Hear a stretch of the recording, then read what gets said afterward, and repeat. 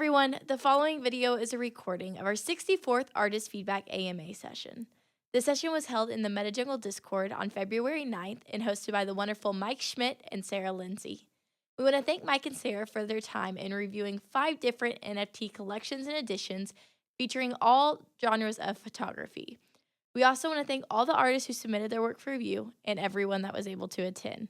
This session is full of really great information on marketing, editions, the different platforms, and much, much more. So we hope that you find it as useful as all of us did. And with that, let's go on ahead and get into it.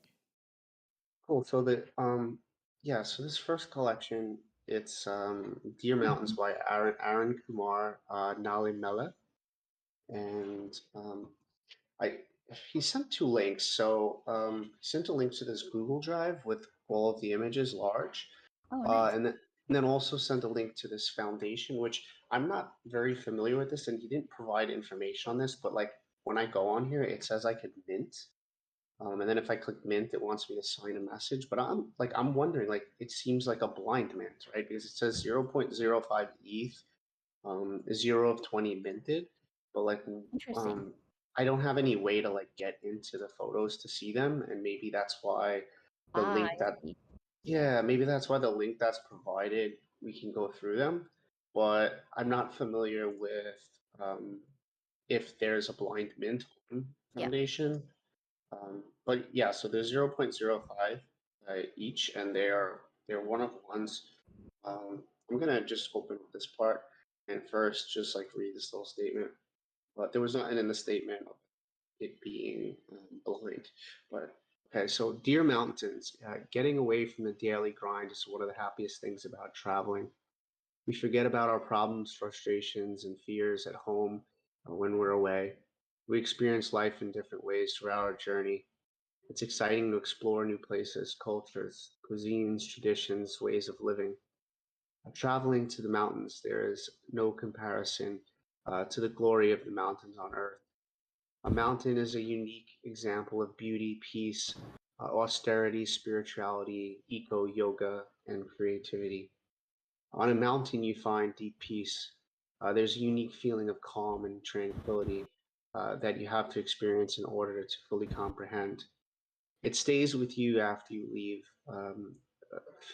filtering through you. The quality of patience that mountains have is the ability to remain still in the face of whatever is around them. Similar to that, the quality of patience that humans possess is the ability to remain still and not manipulate the environment. Throughout history, mountains have provided refuge to truth seekers, hermits, and even ordinary men. Their beauty, mystery, transcendence can lift our lives above the grime and dirt of the plains below. It is still considered a human and spiritual feat to conquer a mountain. The photographs were captured during my recent travel trip to Kashmir and uh, Ladakh in June 2022. While looking at those mountains, I was in a trance, and climbing to the top to see the sunsets and rain showers between the views was truly breathtaking. So I think that's a really really beautiful artist statement. That's very well written. I guess there's a little grammatical error here. Traveling, just fix that one within here. But other than that, kind of teaches us like of the peace, and spirituality and beauty of a mountain and how it has patience to stay still and how strong they are. Um, Drop consists of 20 one-of-one images that depict the connection of mountains with me. Um, Price is 0.05 ETH, and he's got the medium photography edition one of one. Um, Collection location, and it was shot in June 2022. A little bit about the artist. Hold on, I think someone's mic is. If we can Mine? mute. Is it No, I me? think it's Aaron. It's Aaron Kumar. Oh, If we can mute his for now. Yeah, that's perfect. I'm Uh, drinking coffee. Can you guys hear me drinking coffee? I'm sorry. no, you're good. It's just Okay. Aaron's mic. Every once in a while, it had A muffle. like something like that muffly coming through. About the artist, Aaron Kumar Nalamela is a passionate travel photographer from India. His photographs have been published by National Geographic India, Apple, Sony Alpha, and BBC Earth. In addition, his photographs were published in many newspapers and magazines. He also got interviewed for a Yuva program as part of inspiration to youth on one of the high-rated news channels, ETV, in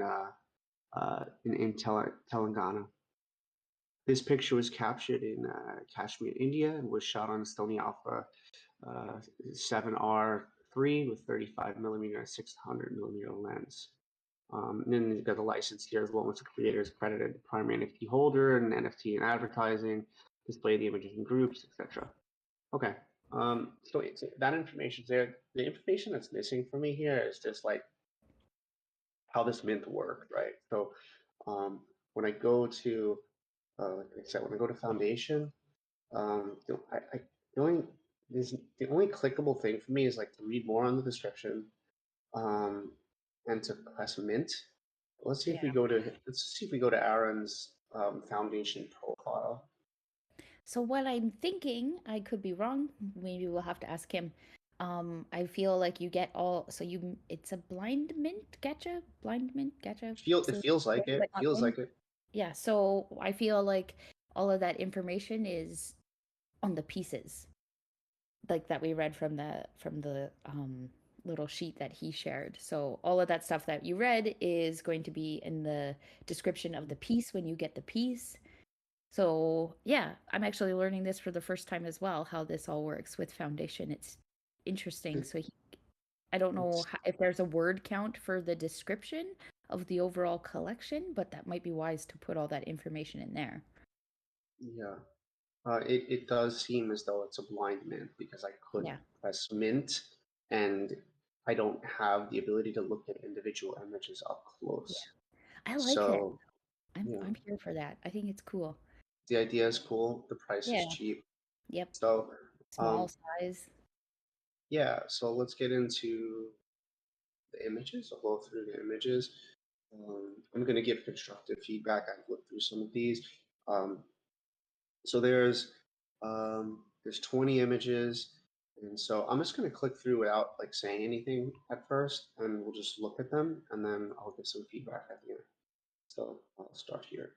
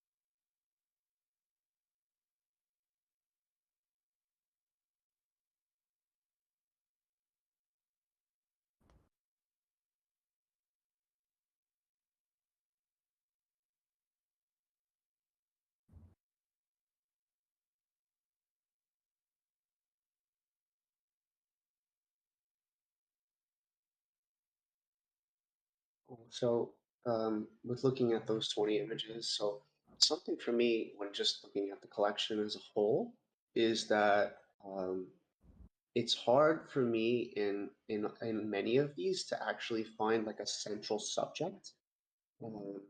The ones that feel like a little bit closer up, like number 3, feels like I'm not yearning for that subject as much because it feels like it's more about like this close up, this strong piece of rock. The green trees, like in the atmosphere, creates a lot of this like mood that is like most enough for me. But if you look at like an image like number 1, for instance, I don't really know what the subject is here. It feels like the foreground has a lot of white. Sky has a lot of blue. It's nice to have like just those contrasting colors. It's beautiful. But say there was like like footprints going up, and maybe a subject or just anything to bring to the image to create like a subject or a story for me. Do you feel like there's some in a lot of these there's a subject that you're trying to find? Is it different for Um, you? well, I believe so. I might like maybe disagree with you a little bit. I don't know if that's the right word, but I believe that the subject is just that. It's the mountains. So It's each minimalism. yeah, like each piece is about the mountain. So if you do look at all of them, yes, they're different, but they all are focused around a mountain. So again, that's like as a skilled landscape photographer, obviously I can see like portions of each image where they're great. They're all awesome, but like maybe the foreground's not as engaging or the middle ground. However, when I look at it as like a whole collection, it makes complete sense because it's all about mountains and each one is unique. And then how we see how he's going to be selling it through foundation, through gacha, it's like it's all about a mountain basically. So, yeah. I disagree but agree. Yeah, yeah, no, that's perfect actually. Um, this one really kind of drew my attention. I really enjoyed the way that this was taken. Yeah. I love it's just like, you know, all the lane flows. It looks like there's been wind that sort of knocked this down, or maybe it's just kind of like dilapidated in a sense, and yet that's just the place that they have to hang their clothes, or whatever this these cloths or flags or material is. I'm not sure exactly, but I love all the colors together, and I kind of love that blue in the sky too. That sort of that blue hue that's it's not exactly like a deep blue, but it's brought more towards the left side of the hue slider. I love that blue. Yeah, the So reason why you're drawn to this one, I'm going to take a stab at it, is because it has like the three elements of a well composed photo. So it has the foreground, the middle ground, which is the mountains, and then the skies. If you put on the rule of thirds grid, right, plastered right on top of this photo, it checks all of the boxes. And that's like our eyes are drawn to that. So some of the other photos, like they have mountains in it still, like the one with the snow, but it's very minimalistic. hmm and there's something nice about being minimalistic as well. Let's take This a look. kind of reminds me of he did it a while ago, but I think it's a like the pieces are a bit more at 0.25, but Vincent Schnott, I can't say his last name. Schnobel. Schnobel, Yeah, yeah. you know Vince. So he did the mountain. It was like a collection of mountain peaks, and it was all just the mountain peaks, but they were all kind of different, like different light, shot at different times of the day. So this actually reminds me of that, just obviously different area, and the photographer has obviously a different eye. Yeah, for sure. But I like how there's some close-ups, you know, like this shot Mm, here. the And then mist. there's some wider. Yeah, I love that misty, foggy atmosphere. It reminds me of a lot of hikes I've ability. So that eerie feel. You know, go around those corners with those like really narrow passes. It always brings butterflies to my stomach. Yeah. Um, When you look at it, like, so we're looking at it on his Google Drive and like looking at the images, of course, it doesn't look like very cohesive, but when you go back to that foundation, yeah, and then you look at it through there and it's mountains, like it makes sense. I hope that that makes sense, what I just said. it does. I think the grid layout on here makes more sense than the one that we're looking at from here. 'Cause I don't think he laid this out in the same. It's not laid out in the same way as the one on here. So yeah, no, because this night one is at the top. So there is only one night one in there, which is kind of cool because I guess that's I guess it's the most rare piece because it's the only one taken at night. Ah, Sure. yeah, that's kind of cool. Mm-hmm. Yeah, that is cool. And so let's take a look at some more of these. Which one for you would like if you were to pull a gotcha would be the one Mm, where you're like, that's the one I want to get? tough one. I mean, I live in the mountains, so I'm gonna be hard on this one. Probably that one, 16. I like the mist. Yeah, I like mist and mood, and like that's what I would want. Those are the conditions I would want if I was photographing. So that's why I like this one. Yeah, I'm drawn to the close-ups as well of Yeah, that the one, more and intimate one. this one here, I'm drawn to this as well. Yeah, I It's like like that what, one too. That reminds me of my home and like hiking and stuff. yeah, and this is a fave of mine. I really like this one. So, yeah, I mean, really interesting work. Really cool clouds that's captured throughout these, like the cloud. Oops, I pressed the wrong button. Um, yeah, the clouds that are captured in these are pretty wild. It's some really crazy cloud coverage. This one has a sub. This is one of the ones that has like a little subject in here too. Yeah. They definitely feel more like, okay, and I say this with like as much kindness as possible. Most of the images feel like more snapshots to me, like snapshots. So you likely were taking it at eye level, just like how a tourist would when they get out of somewhere. Like there's obviously not as much thought put into the composition of each one, but again, as like a broad collection of it, is it an edition or no? It's a collection. So as a broad collection about Yeah, it mountains, makes it sense. works. Yeah. It makes sense that way. Yeah, Yeah, it's not like the artist is necessarily like leaning down in yeah, between like branches that will frame what's out into the distance or try to find leading lines that lead into something. I like this image a lot here too. It's yeah, really, really, really dramatic and it makes you really feel the place. Like this looks if I only saw this part, like this bottom part here, I would think that like maybe this is like um part of some like animal's skin, not an elephant, but like some yeah, animal's skin with like big creases. It's got this beautiful sort of almost bodyscape feel to it, and then you got the sharp, rigid rocks out here, and these fluffy, big fluffy clouds. It's a beautiful one. So let's see what the questions that the artist had looked down here. It's what do you feel about the pictures as a viewer? We talked about that. How will the drops work for one-of-one potential collectors and how should I promote them? It's hard that I have only a few one-of-one collector bases even after a year, but I have 7 successful editions sold out, um, even in the bear market. Okay. So, hold on. Let's see. Hold on. My cat's crying. Wait, let her into the room. Real quick. Be right back. You just go in the room. Come on. Go.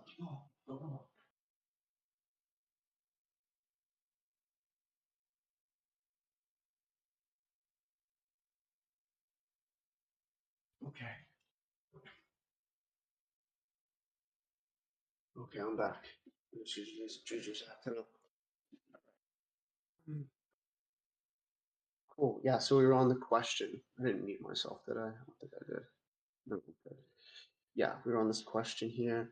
How will the drops work for one-of-one potential collectors? First of all, could we unmute Aaron now, actually? And maybe we can get some information on if this is like a blind mint, because I'm not sure exactly.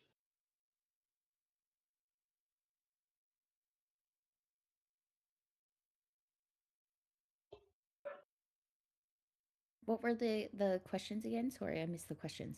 It was how will the drops work for one-of-one potential collectors, and how should I promote them? I mean, I think to get the answer to this, I kind of want to know if it's a blind mint, though. So I want to speak to the Yeah, artist if we could I don't know how the foundation drops work, so I don't know how to answer that question. But the promoting it question, oh boy, Yeah. sell your soul. Uh, he sh That's my answer. he should be unmuted by us. So oh, it's like a blind mint, and yeah, we're gonna count 500 words. So you don't have to come Okay, up. yeah. So That's there's our fine. question. Yeah. So Damn, that yeah, sucks. That's so yeah, annoying. yeah. Like why 500 words? Like Yeah, what is it taking up too much like bandwidth on their I website? know. Really? Not annoying like you with the foundation. That's annoying. Yes, Yeah, exactly. that's frustrating because that would be hard.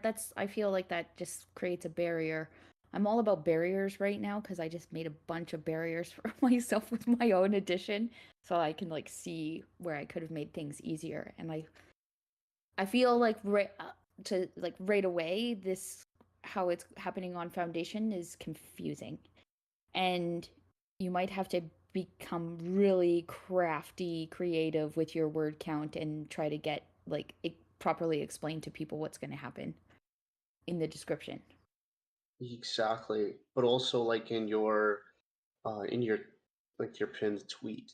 Um, and that's how I Yeah. would promote it, is talking about the price is 0.05 Yeah. for a one of one, which is like somewhere in the range of how some people price their editions right now. So you're getting a one of one for a really good price. The catch is that it's a blind mint, and you let them know that it's a blind mint. And they have access to see the photographs. That's the thing to me. Is like without give because you gave us like this Google Drive. So like, how does the collectors get to see each photo? That's definitely a question for me. Is like because I don't know how to get to see these photos, and Yeah. I don't know how many collectors are going to collect based off of like a tiny thumbnail. You could see some of them in the banner, which is really good that you have the banner going on here, but some people might not collect based on the fact that they just can't see them all. So once again, that's another thing that I don't really know how that works. You might have to make like a tweet storm with each photo in there, and I mean, it might be like a I don't know, a 26-page tweet, but explaining that Yeah. each of those pieces are in there, and like give the piece a title, uh, talk about like the mechanics of the drop, and that it's that's cheaper than your general one of ones uh, because it's a blind mint. So I guess you have to go about it in that way. Also, you can like could reach out to some of like your previous collectors via DM and share the Google Drive and like show them it, let them know about the price, see if they're interested that way. Yeah, that was Um, going to be my suggestion because that's how I think you've kind of set this up for yourself, especially if people can't look at the images. You probably want to be targeting people that just like you. Like it's not about the artwork, it's about you. They want to collect because they are collecting from you. So yeah, exactly. a lot of behind like marketing and promoting is very aggressive. So it's really about just putting yourself out there, and yes, that includes DMs. Yeah, and if you look like I'm a collector of Aaron's. Um, I've collected I think one of his most beautiful pieces. I think that's why I collected. Actually, I've collected this one as well. But I collected this one of one for 0.15.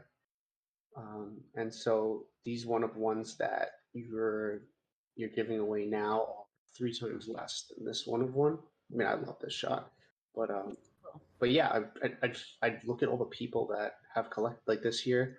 I own this one, and 27 people own this. So why not make like a little group chat with like the 27 people that own this? Because look, the floor price is 0.15 on this, and maybe those people are interested. So I think it's keeping like a good like little database of the people who've already collected from you because you make really beautiful work, and so I'm sure some people are interested in collecting these. So it's just like about getting the word out. Um, the Also, rest of yeah, go ahead. collect their email addresses because no one is collecting email addresses, and I promise one day it's going to come in handy Yeah, when you can probably. promote. Probably not even probably. It's just basic like Well, yeah, law supporting this. Um, it's with especially my drops. Twitter and how it's been acting. I sold out half of my drop based on my email list and nothing to do with Twitter. That's amazing. Yeah, Yeah, and it's Twitter's been powerful. less reliable lately. So I remember we had The talked. social media portion is more like obviously we use it to help us promote our work, and of course sales come from there. I'm not like oblivious to that. And have someone who's like very popular, they could probably sell out all their work just with one tweet. those people exist. However, I like to think of the social media portion, like Twitter, Instagram, all of those platforms. They're more like your business card, if that makes sense. So that's your chance to like make a connection with people through the internet. It's not like, and of course, it's a method of being able to sell, but think of it more like your business card. Your Yeah, digital business card. yeah, that makes a lot of sense. I remember even last year you were talking about, you know, like people should still be maintaining their Instagram, even Yeah. though Instagram felt like it was in such a dead place. And it's almost now like Instagram and Twitter have sort of flipped positions. If I post artwork on my Instagram now, I get more engagement than Twitter. But last year, I was getting 10 times or more engagement on my Twitter than my Instagram. So um, yeah, then the email address is another thing. It's like, well, what if the social media platforms aren't doing well, and then at least you have this personal email address thing. So I think that's a great advice for you with socials. Is like covering all bases, not giving up on one social media platform because another one's doing better at the time because they might just switch places. You know, They'll always so switch places and it's always going to get harder.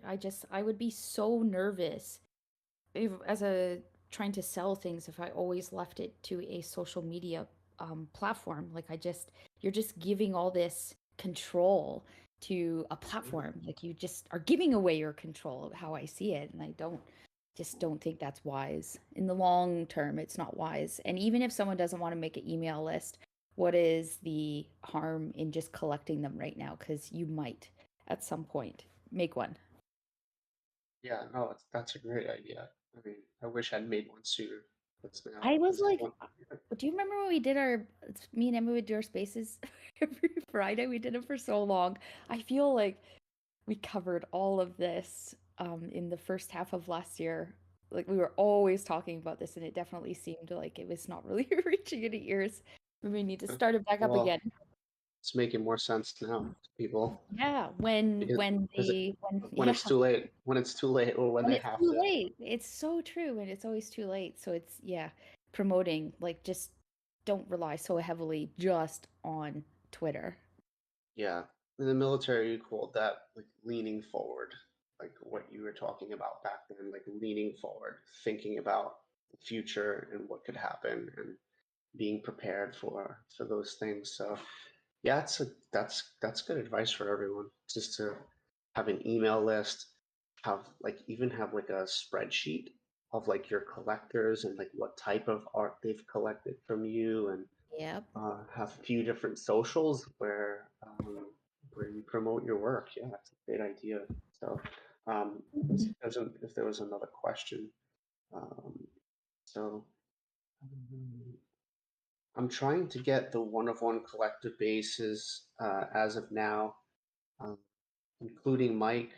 Artists have been my big one of one supporters, uh, except Nick and Grace. I'm not sure what that means, but much love. Thank you, fam. Thank you, MetaJungle, for all the support you have been to me and my little steps in the space until now. I feel I've come a long way. I still feel there's a lot to achieve. Yeah, I feel the same, don't we all? So yeah, really cool. I think we answered the questions there, and I think you just have to get that list going and show the images to the collectors and figure out a way to use that 500 words, like Sarah said, to get some of that information in there that it's a blind mint. I mean, you all you really need to write is blind mint. So if you have to delete 2 words off your description right now, then at least they know it's blind mint.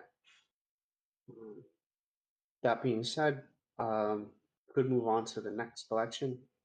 I am ready for the next one. Yeah, which is Portraits by Puya. And this is a collection that is out on Objects. And we'll take a look. So we play around with different ways to look at these. Here we go. This is better. Cool. So looks like she seems like she's doing pretty well on Object. This artist, 46 owners. Um, 466 Tez volume traded. That's about 466 like USD or a bit less. But let's see. So there's a combination of different edition types here. So this is an edition of 10, edition of 1, edition of 20, edition of 5. And take it 500 Tez is not the artist's initial price. So like in this image, for instance, if you go to actions, there's 5 editions. If you go to owners, um, you know, Oh, the this is Tezos. yeah, Okay. well, object, yeah, Object. Okay. yeah. And so these were originally listed for 9 Tezos. And so it looks like, I don't know, one of the people who bought it for 9 Tezos is listing it for 500. Because when I first saw this, I was like, well, 500 Teslas for an edition of 5 seems pretty pretty high. But outside of this, I find these to be really beautiful portraits. Great. Really, go ahead. Do you want to say something, Sarah? They're great. They're great portraits. I just Yeah, yeah. because I'm not familiar with Object. So is this a collection of these? Is this a collection of one of ones, or is it a collection of? No, it's like, Is okay, each so one an edition? if we click on portraits, so Yeah. the artist has 13 items, Okay. total volume, which they sold is this year, 46 owners, 13 for sale. But the thing is, like, on objects, so here's recently listed, this recently sold, latest mints. Let's just look Okay. at, if we wanted to just look at all of them, Got it. we could just go to like latest mints, and So it's then like an they'll, ongoing thing well, that you. yeah, and it's like they could be as many editions as they want, like within the same collection. Okay. That's Yeah, I get it now. yeah. So like this one has 10 editions and they're 5 Tez. This is a one of one, which is one of the more beautiful ones. I really love this one. So this Yeah. is one of one is 300 Tez, which sounds like a lot, but it's probably like 240 USD, which is like, I don't know, 0.1 or 0. Whatever in ETH. So it sounds like a lot more when when it's Tez, but it's not. It's not. And so yeah, I really love this gorgeous shot. Um, yeah, I love the color tones. I mean, maybe it leans a little towards the yellow temperature for me. Yeah. Like, Yeah. I have something to say. yeah, I think if I pulled the slider a little bit towards the blue side, I think it would be more true to life. But go ahead, Sarah. I actually feel if okay, this is hard to explain without being able to demonstrate.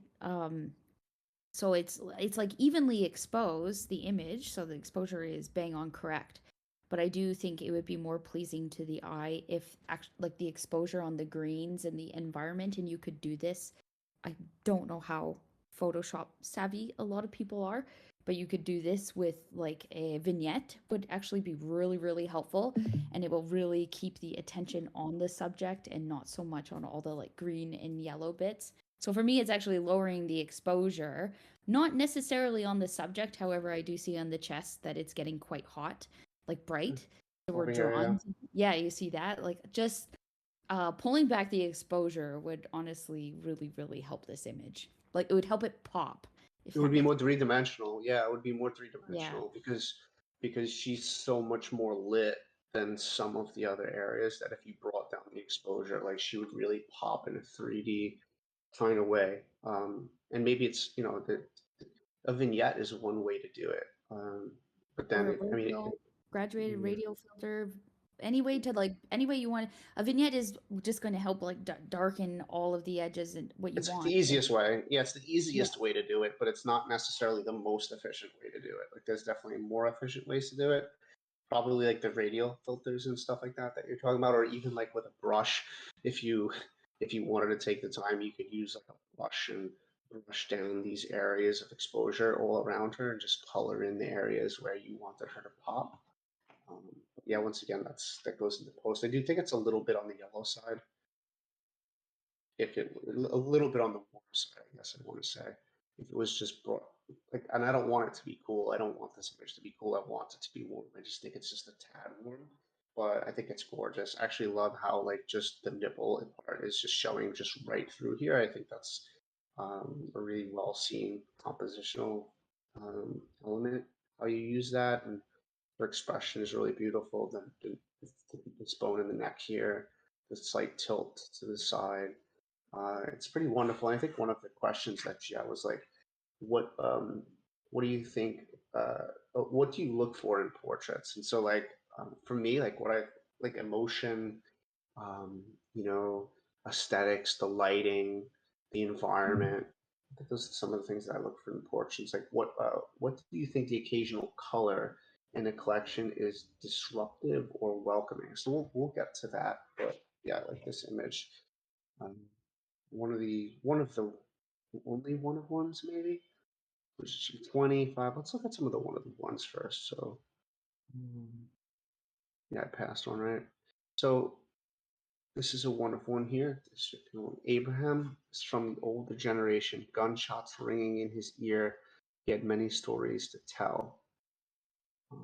Interesting. I think you could have went a little bit more with the description here. The license is huge, but a little bit more about like the description and why is he holding a gun and why presented in that way? What about his a little bit of maybe about his past?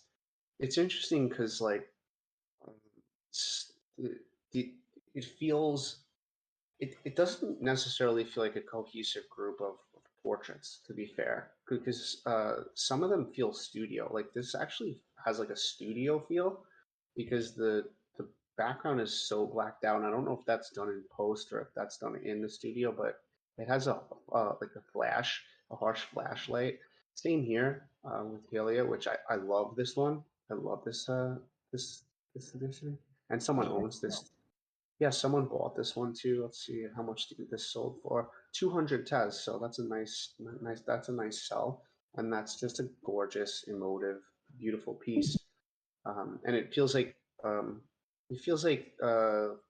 straight up flash, uh, flash that you use for beauty in this one as well as this one, where you just kind of like bounce the flash straight at them.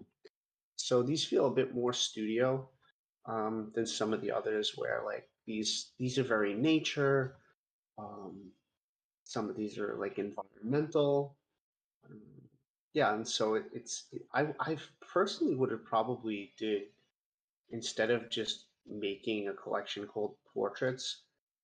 If portraits is your thing, I would have just made like different collections, like these three would be in a collection in their own collection, and that would have something to do with like nature or whatever whatever you feel the title for what these have to do with in the description. And yeah, some of the more like studio-esque ones like Abraham one, Helia, Nico, maybe in the same collection. Like even this one, even though it doesn't feel studio, it kind of feels like it's in a shot in a house with this sort of strange this strange art piece on the wall. It still has that same kind of studio-esque feel to it. So I feel like there's almost three different collections in here.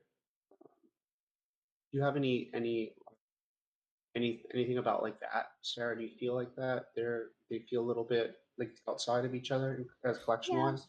Yep, the two colored ones. Definitely. I don't feel like, yeah, they don't really belong, but I love the black and white work. It's so good. It is, right? Lighting. Yeah, it's cool. This is beautiful. This one, I really like this. Her yeah, her expression's really gorgeous. I love it. I love her hair and this how the black and white's very well done. That the hair doesn't get trapped in the shadows of the headpiece here. That you can see all of the little whites and everything in there. Detail is really nice. And I love her posture, the hand on the side, and her hand down here with the thumb. She seems very confident, beautiful. I love that. The brick background's really nice for that as well. So this one says Sabah. For generations, women of Iran have been fighting. Um, I think you meant to say for their freedom. Um, through darkness against unspeakable evil. Now it is time to rise, bursting open through darkness, a reckoning, a woman. I mean, a hope, a woman, life, freedom. I like that a lot. It's poetic. It's really nice. Um, this is kind of what I was looking for, like something a little bit more um, for this with Abraham than just this is Abraham from an older generation, gunshots ringing in his ear. He had many stories to tell. It's like, what are the stories? What is his generation from? So the other one had a description that was this one has a description that's much more compelling to me. So this one's just like almost sold out, one more left. But yeah, beautiful mother, like this fortunate mother. I really do like the black and white work here. I think black and white allows you to sort of focus on emotion in images. There's less abstraction of color, and emotion really tends to be the deciding factor for how the image stands out. Any of these you'd like me to open, Sarah? Any input? No, I definitely am in agreement with kind of everything that you're saying. The black and white work is just really, really cool. Did we go over the questions? Like Well, yeah, this? I mean that was Yeah. one of the questions. It was like, does the occasional color in the collection, is it disruptive and welcoming? Yeah. I think disruptive. I think if these were all black and white, it would feel a lot more cohesive, and that the color ones could exist outside of it. And I don't know how possible that is. Um, how possible that is, Tezos, to make that happen. Also, your description, yeah, the description, it just says history, faces, and stories. I think you could get a little more in depth with your description here about like why portraits, what draws you to these people. These people are obviously like really comfortable with you. You can get close to them. They seem vulnerable. I'm sure you have to show some vulnerability yourself as the artist, as the photographer. So I think you can have something written a bit more compelling in this area. But yeah, I really love, like I said, love the black and white. Love the color work too. I do think that that you could work on your color temperatures a little bit to make them feel a little bit more true to life. Like Sarah said, like this one seems like the exposure is very much almost the same throughout, where it's like the focus is on the woman, and if that can make that pop in post, that would be really, really great. But yeah, other than that, I don't really have anything outside of that. Um, Talked about like what I look for in portraits. Like, do you have anything different as to what you look for in like portraits when you're looking at portrait work, Sarah? Definitely the editing. That's a huge one for me. So when we talked about the one that's really green, yeah, the greeny yellow one. I definitely look for, just my eye is just trained to look for like a specific style of editing. But no, I think I'm definitely more. I feel like this photographer's strengths lie in the black and white images, 100%. I agree. Cool. With that, we move to Hello to Haze. This is by Akesh Mehta, and this one is on Sloika. They didn't have any specific questions, just want an overall review of the collection. So, Hello to Haze. Hello to Haze is a photo series of 3 one-of-one images, enhancing the silent mornings filled with fog all around the ambiance. It's naturally different from an everyday morning of other seasons. The vibe and the eternal silence of such mornings are the best things to witness and experience. It's a pretty good artist statement. I like the banner. Banner is a nice part of one of the photographs. Um, just looking at it from afar, just like a film strip. Um, you know, we talk about being like cohesive and having a cohesive body of work, and then there's some cases where like images seem too similar, and so for me, um, it it almost speaks to just the same story 3 times, whereas like this well, not the same story. I would think of it as a movie, and it almost feels like well, at least the second two feel like the same type of a scene in a movie. It's not like you would include these two different scenes to add to the story. And so like while I really love the atmosphere of these images and the silhouettes, which are really nice. I want to. I definitely want to see more. Like I don't think three is giving me like a good enough picture of like what this is really about. And so I think like um, nine images would make more sense to me here. And I think if they were a little more um, like complex in what's happening outside of just somebody in the center of a field, either running or brooming or raking or whatever it might be. I do like I do like the style of editing, especially in this one. I think it's a beautiful edit. It's a beautiful shot. I don't know if it's this shot here or the first shot, which is a favorite of mine. The editing on those two do feel a little inconsistent from each other. And I'll say that like, it's very Yeah, purple. purple. One's really purple. Yeah, one's really purple, and these seem a little more true to life. Yeah. And yeah, I'll say it doesn't.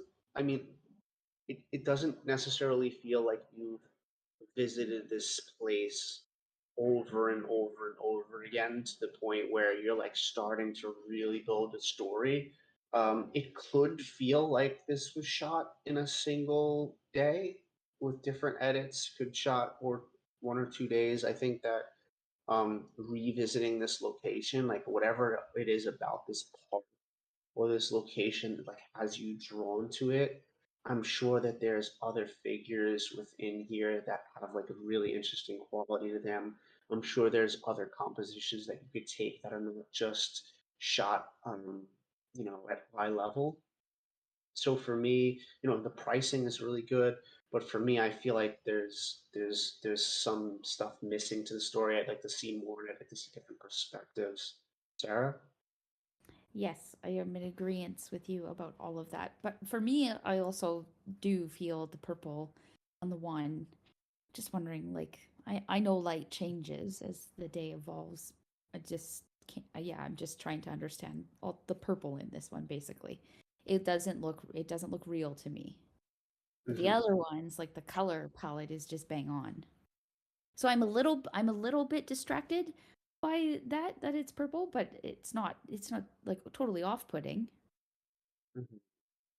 I think this is the shot for me that's like the most appealing of the three. This is the one like for me that's the strongest.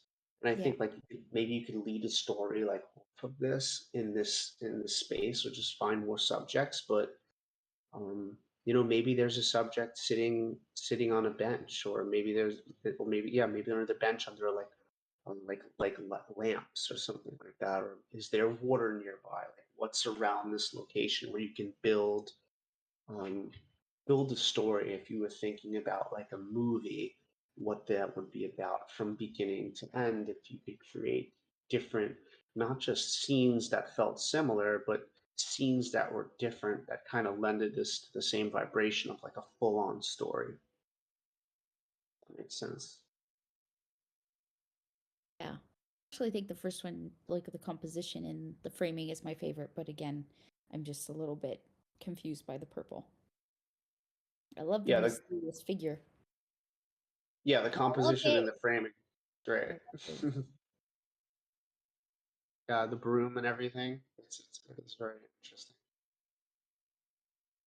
Yeah, let's see. I just want to let's just go to their Instagram. I just want to see what they have on their Instagram.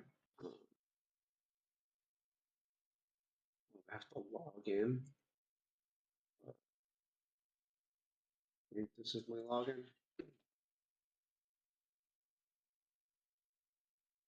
Okay, I'm not gonna get into that logging in thing right now. But yeah, it seems like there's artist has a lot of shots that they take in these misty conditions. Like I really like this one with the sun coming down. I can't open it because I'm not logged in, but sometimes I like to look through, like me and Sabo do this, we'll like look through an artist collection, like see what they have in there.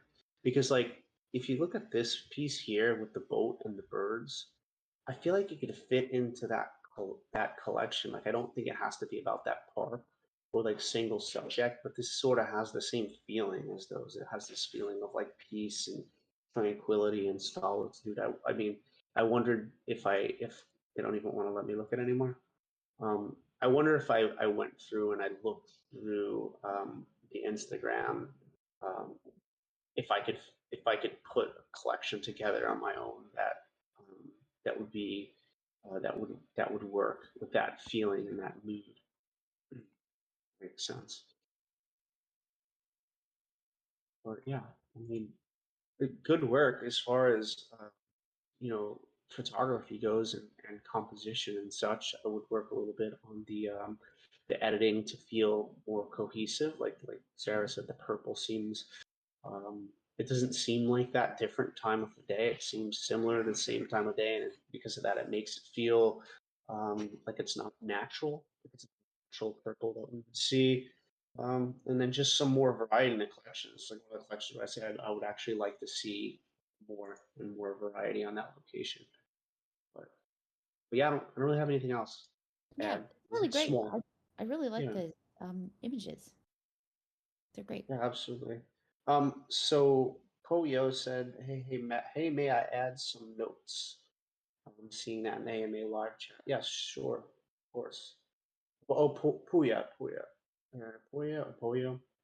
Oh, that was the portraits that we looked at, the black and white and the color portraits. So yeah, of course, add some notes and we'll take a look at it there. In the meantime, I don't know if they're here and they want to be unmuted, um, Poyo, then that's perfect. Let's see. I'm typing if Poyo wants to talk, we can unmute. If not, you can just leave a note in there about some of the work, and we can talk about that as well. Totally cool. But I got David Fairs. He's Good. He's so awesome. yeah, I know he's cool, man. I was talking to him the last night in DS5's chat about his work and how I'm really inspired by it. Yeah, he's getting out there with a drone and this stuff is pretty wild. Yeah, These whales. he works hard. Yeah, you could tell. He's got a cool team. Poyo's typing, so let me see what Poyo says before we move on.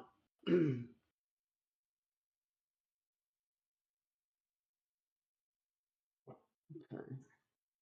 Um, oh, the unmute didn't work. I'm still muted. I wanted to say that all of the black background ones are outdoors. Straight bang on flash in the dead of the night. Oh, okay, wow. That's interesting that you can do a bang on flash in the dead of the night and the whole background is like completely black. It gives a really studio feel. It's good to know that.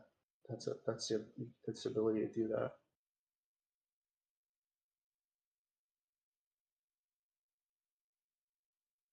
He's still typing. But yeah, I know David wanted us to check out some of like the open editions he's doing. His Deep Impact one is already ended, but Life Source is claim right now. So take a look at some of these. He doesn't have any specific questions or anything. So New Light Visuals. I'm an aerial photographer who froths on capturing seascapes and coastal landscapes, particularly during sunrise and golden hour. My work also includes powerful ocean abstracts and the dynamic energy of waves, animated audio visual experiences, and graphic art. Awesome, I like that very much. So let's look at his first open edition and how it did. The image is beautiful. It is. It's hard to tell what you're even looking at. I mean, at one point, this looks like this bottom portion feels like a waterfall, and the top just feels like a crazy crashing wave that a surfer doesn't want to get caught up in. But it's abstract and I like that. So the claim ended 16 days ago. So this one um, minted 60. Let's go do the math Awesome. real. Yeah, let me do the math real quick. I think that's pretty good. So 0.0269 times 60.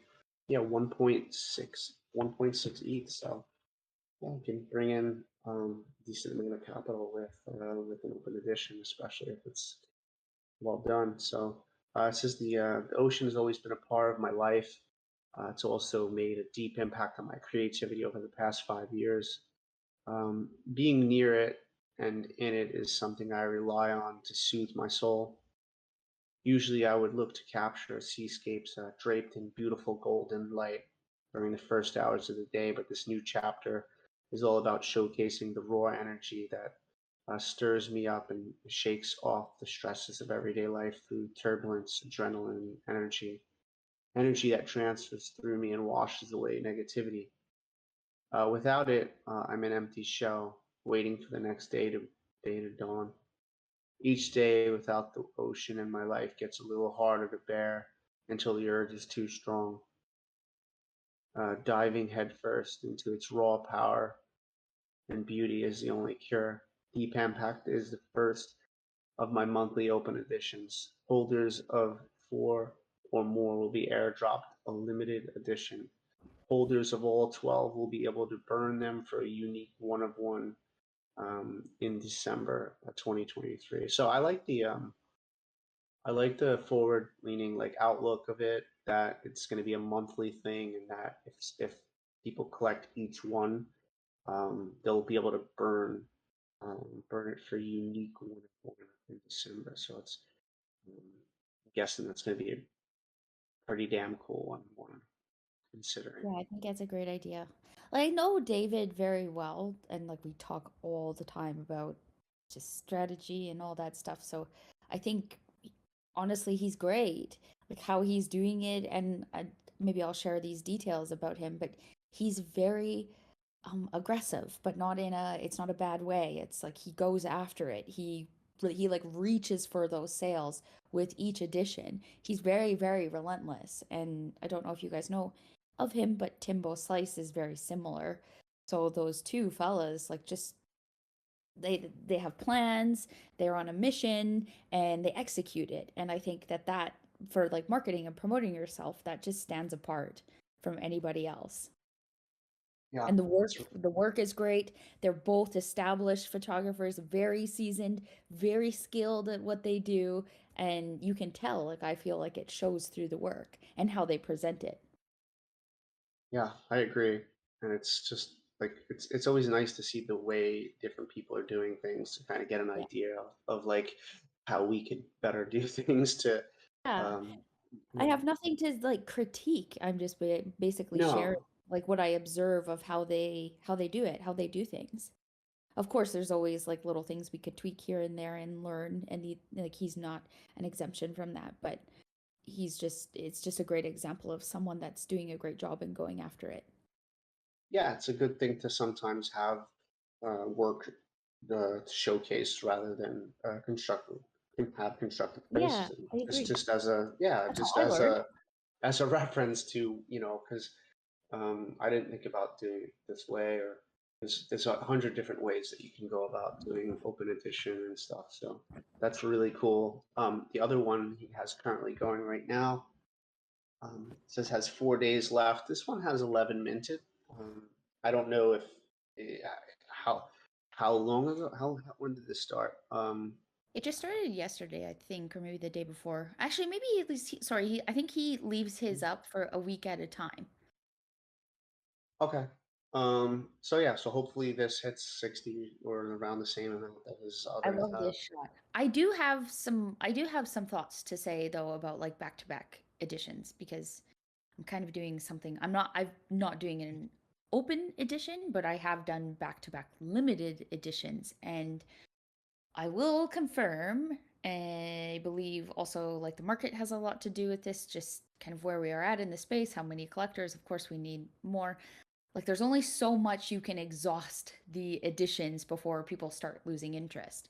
And I've been doing this like myself at the start of this year. I have a plan, I have like a yearly plan, but I can definitely feel like it's just a lot harder than when my editions were very fresh and new and there wasn't that many out. So that's something I'm thinking about right now and trying to learn about. Like, so with David, maybe we can watch him and he can be the guinea pig throughout the year. Yeah, Is it's is like true.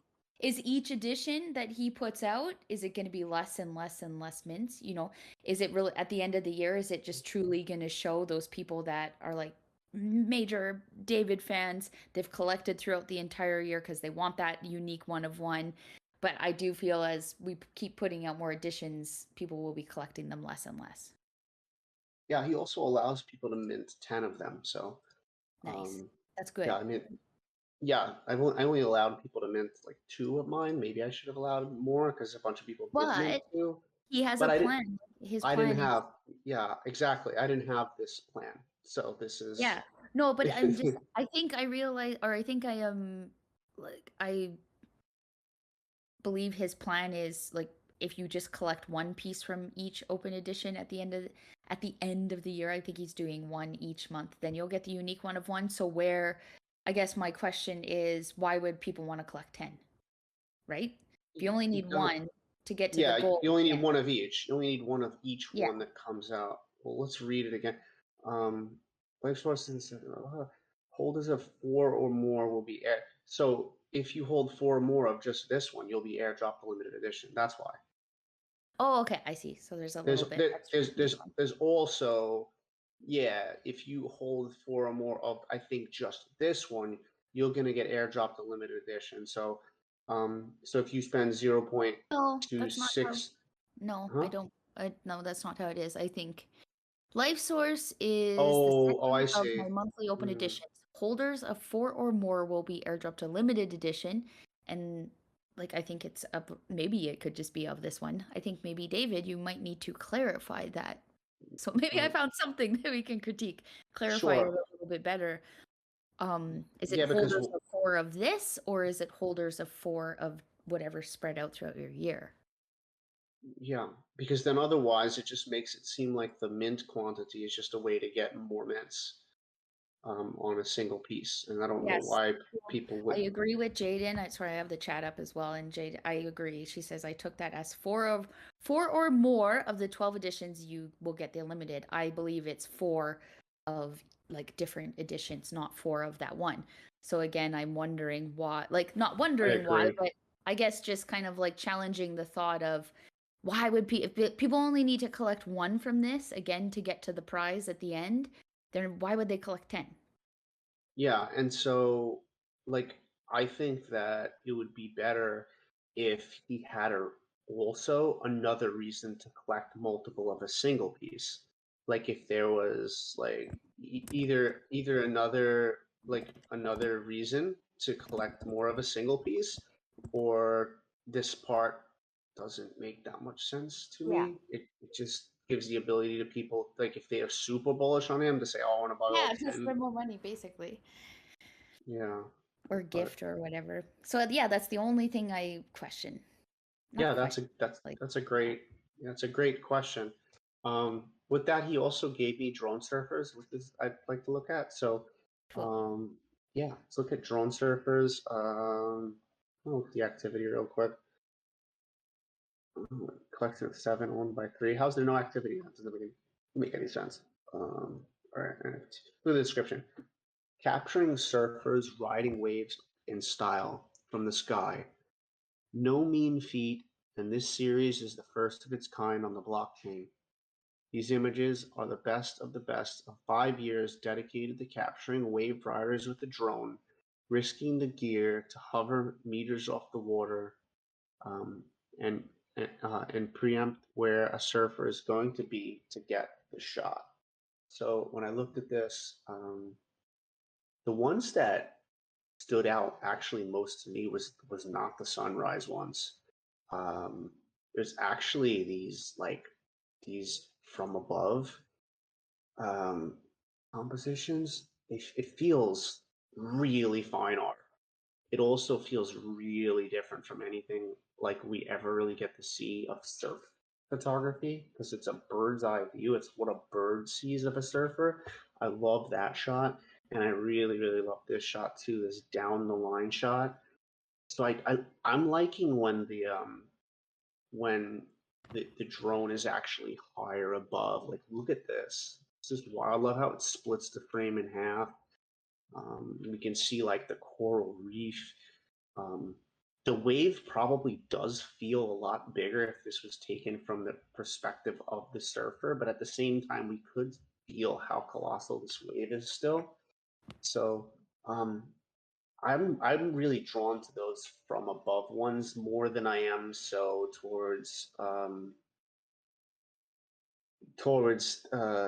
this shot here. This just doesn't, to me, if I have to be really constructive, it just doesn't feel like it sits in the same level as the other ones. It feels I don't know. I used the word you used before, like a bit more snapshot-esque as a shot. The perspective, I understand it's from a drone. It just, I don't know, the height either like lower or even kind of like bird's eye without the sky, and maybe just having half of the water just show as this like beautiful pink orange and the other half that is in blue. I prefer the bird's eyes on these, and I don't know if you have similar or different feelings, Sarah. No, honestly, oh my, well, the two, since it all is like the bird's eye view, they're so cool. All of these shots, I love them. I think it would have, like, if we took out, the two that are not the bird's eye view, it would definitely, and replace them with other ones that are, it would just really look just so cohesive. Mm-hmm. Oh, but these are such cool shots. Yeah, let's look at Knight Rider.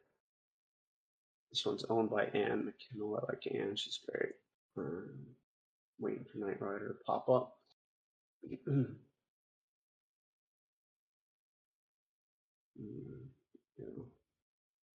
like that. Very cool. It almost feels like it's taken at night. I don't know if that's just editing. I'm guessing it is editing if it was taken at night. I mean, it would need a pretty damn slow shutter speed, and it would probably look like a lot more movement than this. But that's a cool shot. Definitely cool. Let's see this one. I can open this one up out there. Another cool shot. Not exactly my favorite of the bird's eye view ones. I think this one here, this snapback one, is really cool and it's still available. I think of the sunset ones, let me look at this one.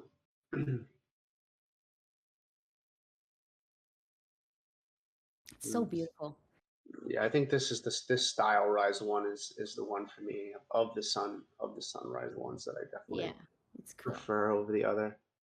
And yeah, it's cool the position that the surfer's in too. Colors are just gorgeous. So these are really cool. So 0.25, I think it's really, really fair. 0.3 as well for David's work. My favorite piece is actually still available. Well, snapback, I would say also down the line, but Jason already scooped that one up. But yeah, gorgeous. Gleaming cubes. I think it's the only one we didn't look at yet. I like this. See, this is what I meant. And I didn't even look at this one yet, but this is what I meant by not necessarily having that full-on sunset shot, but that split between the colors is really, really cool. And that's the split between the sunset color into that deep blue, and then the silhouetted surf is so cool on this one. And I don't know what this is over here. It's probably just part of a wave, but it looks like it could be It's something. a shark. It's a I shark. don't know. All right. And let's see if the descriptions on these. Yeah, shooting at sunrise is tricky. It takes a lot of trial and error to shoot surfers in harsh, direct light. Choosing the right angle to shoot from and the best height from the air is something I'm proud to say I have made one of my signature styles. Getting the right amount of light shining through a wave can make magic. Yeah, I'm sure there's a lot of failed attempts with this type of stuff. Like, it looks like it's easy, but I think it only looks easy because David makes it look easy.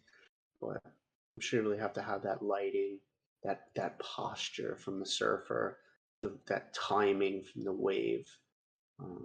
So yeah, I really like this collection, and wasn't minted that long ago, and it's doing pretty well. So safe to say that David looks like he's doing pretty well and using photography to make extra income because it's I'm not selling like this right now this time in market. Well, So that's what I was going back to at the beginning from what I know yeah, about David. I talk with David every single day. Let me tell you, these Aussie boys, they are relentless and it's so fascinating to watch. Like highly suggest kind of shadowing them. They go after it. They go after it in the DMs. They're like constantly connecting. So I know some people do this when a collector will follow them on Twitter. They won't shill their work. Like, this is important. You can't just right away jump at them with your work, but they'll introduce themselves and say thank you for the follow and just say that they're looking forward to getting to know them throughout Twitter. And so they make an introduction right away.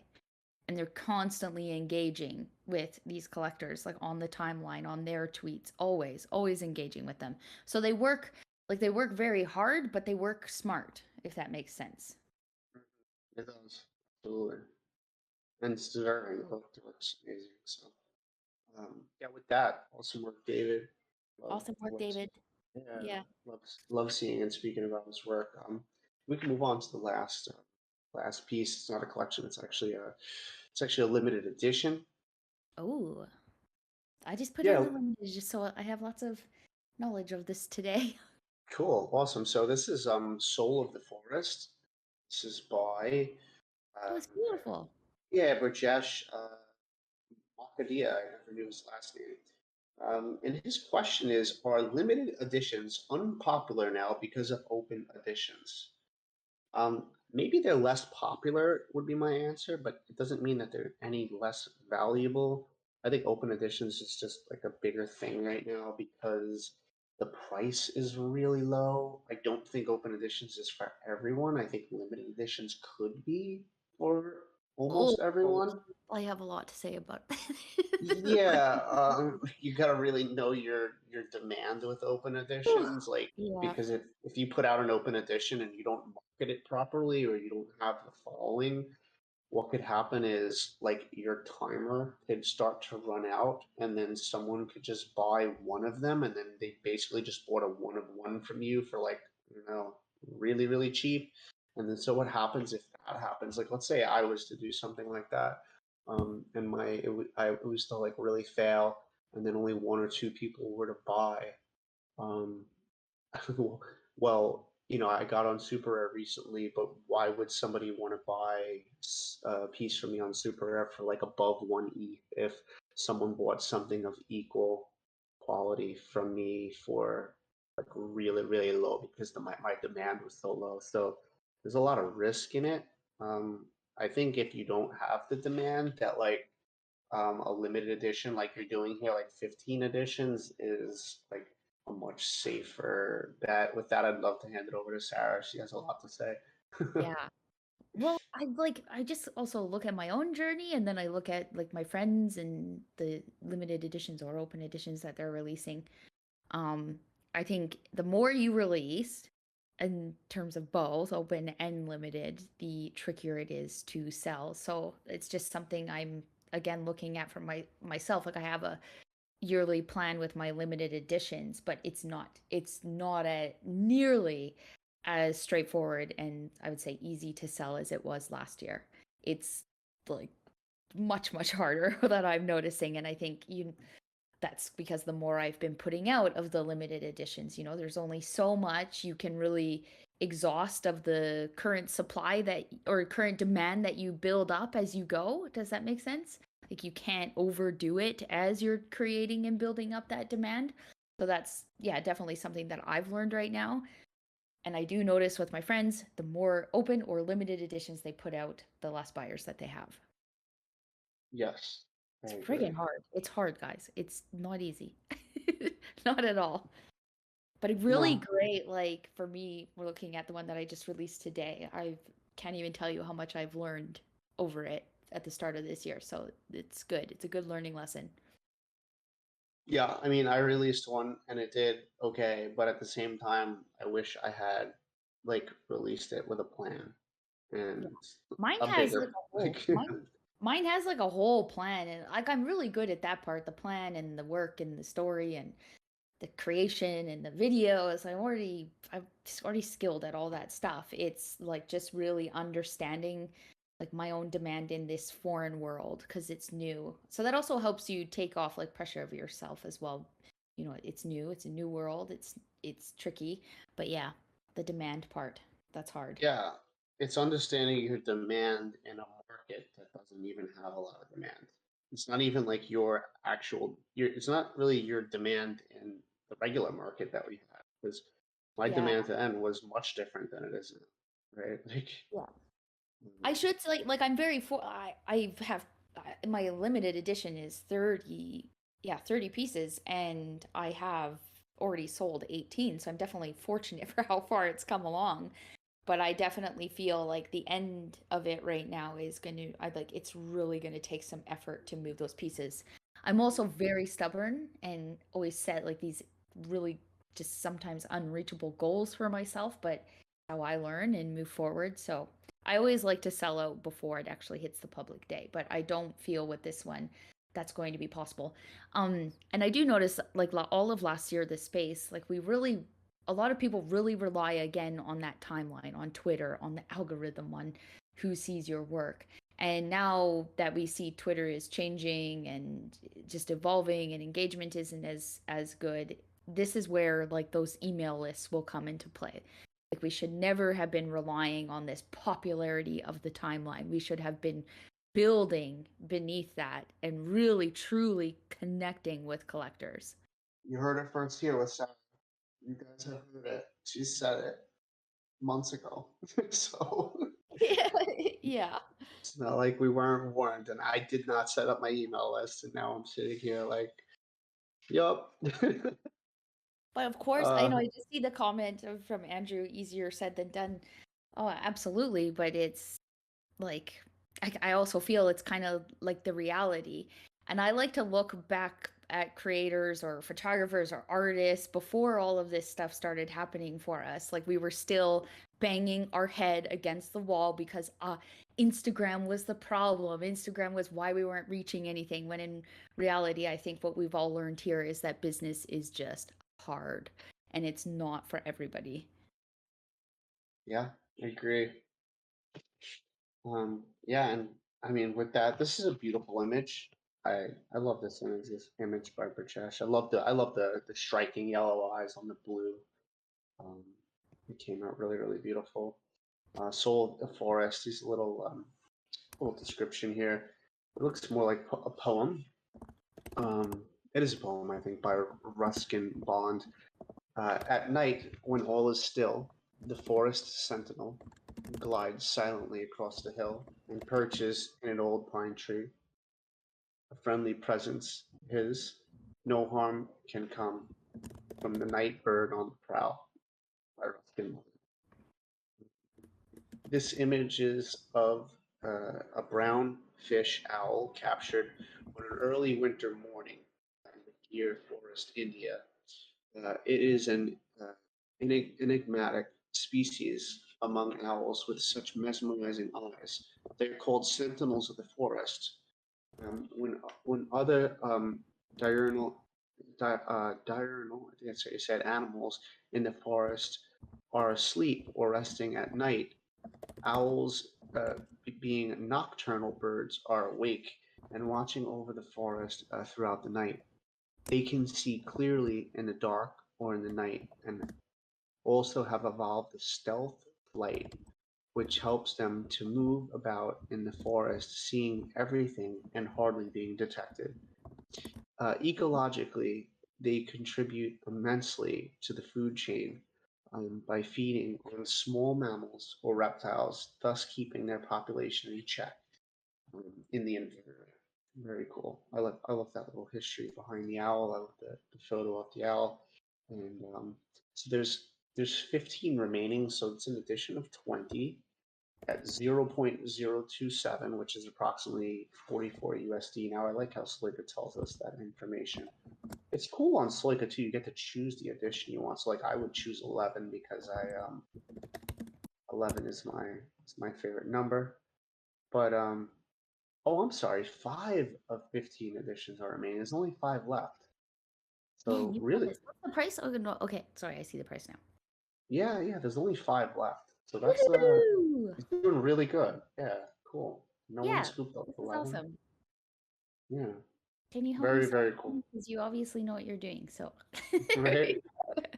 Yeah, he's doing really well. And he's really engaged in the community, Rajesh. So properties extended editorial, this information here, dimensions, JPEG, great. Licensing.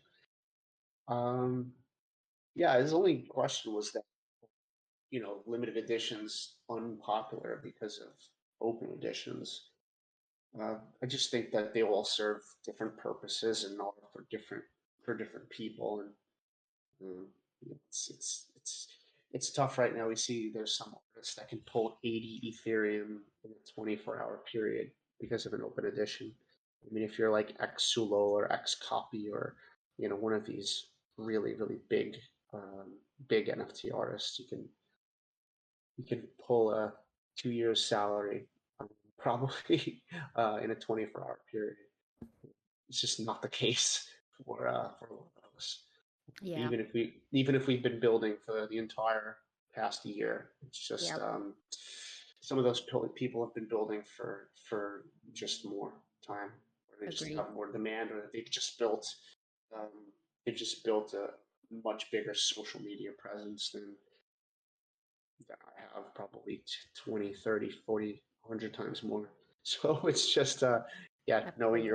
your audience, right? I mean, um, it's easy to sit and be jealous, and it's easy for me to sit back and say, "What the f, man? This person just made 50 ETH last night doing this.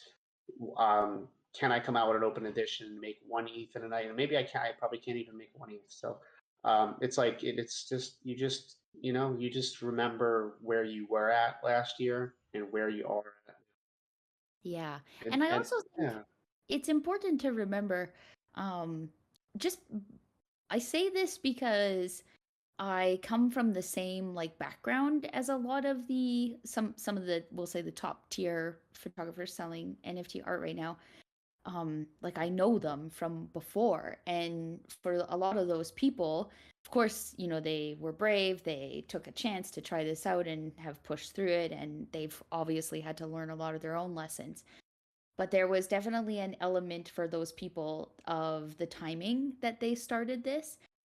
But I do believe that if you always work towards like having a solid base of being like knowing how to sell work, knowing, improving your craft, like you always start there, that in the long run will always persevere over people who may have just got lucky.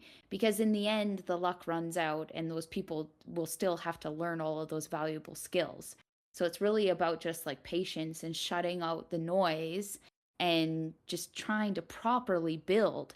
And that also means listening to people and absorbing information of like there's a lot of really helpful collectors in this space that give out some great information on what their expertise in. And I would be well, I do soak it all up because that's how I'm growing, but that's what I would be doing right now is soaking up all of that information and then trying to apply it to my own journey and really trying. I know again it's easier said than done, but trying very hard not to let the jealousy of the top 1%, there will always be a top 1% selling, but trying not to be like jealous of them and maybe look at them more as a goal of where you want to be.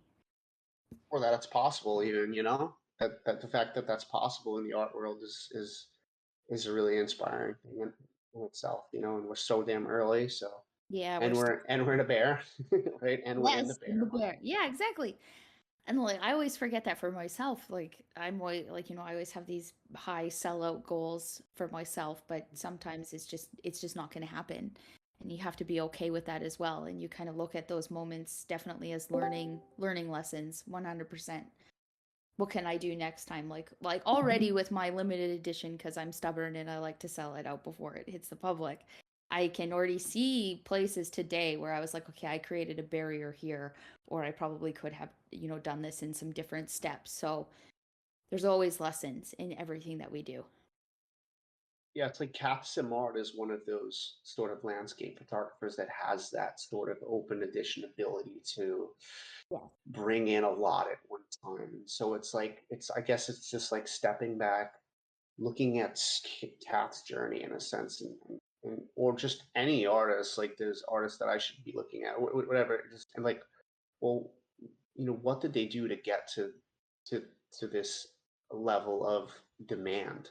This many people wanting to grab these, and just you know, we're just looking at a bunch of different people, like what David's doing now with his open editions, and maybe looking at 5 or 6 people and jotting it down in the notes.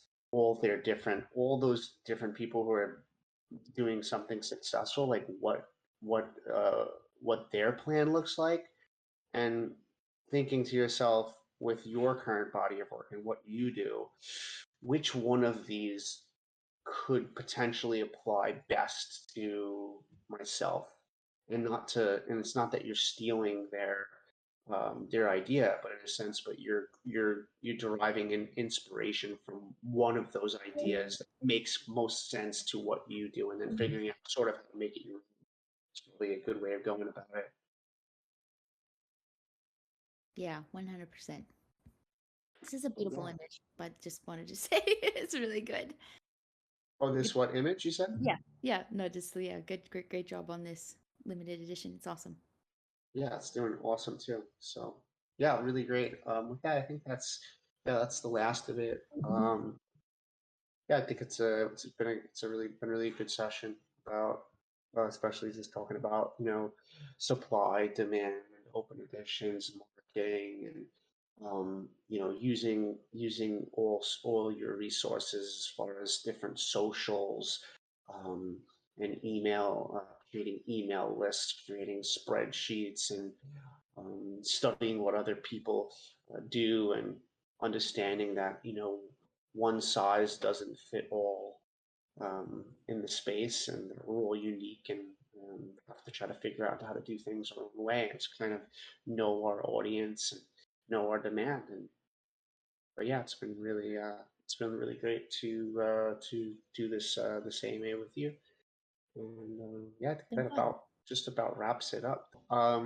Well, yeah. All right. Love to Thanks. have. Thanks for Yeah, having thanks. me. Yeah, thanks for helping, and thanks for everybody who's here, who showed up, who's asked questions, who's been vulnerable to put their work on the line. Thanks, MetaJungle. See you all next week. Bye, everybody.